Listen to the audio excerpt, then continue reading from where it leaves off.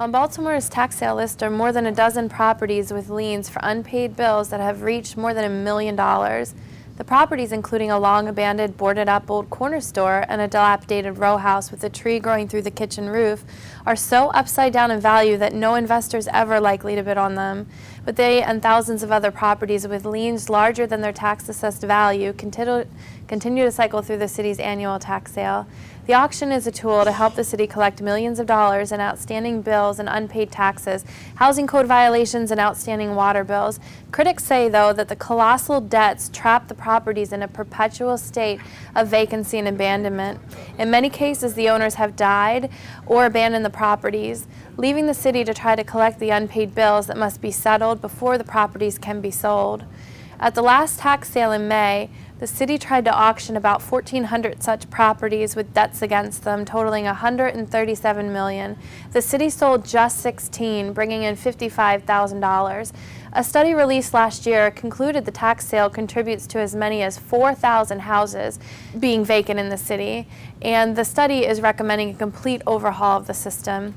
For neighbors who live next to these properties, many tell us they're frustrated that the city's policies have contributed to the decline, and they're absolutely shocked with the price tags. City officials didn't provide a breakdown on the extreme debts and acknowledge that they don't actually know how the amounts got so large. A computer automatically tracks the bills and calculates interest and late fees and spits out a final number when the time comes to try to sell the liens. Momentum's building for changes to the system as activists and politicians work to persuade other officials that the tax sale process is fraught with problems. Working with Baltimore officials, the nonprofit Center for Community Progress's report last year recommends wholesale changes. Instead of selling the liens to investors, the report's authors said the city should set a date by which property owners would have to either pay off past due debts or enter into a payment plan. If the owner misses the deadline, officials would foreclose on their property and then auction it off.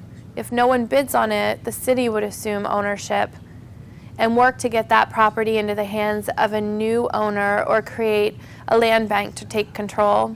The authors also said low-income homeowners should get special protections.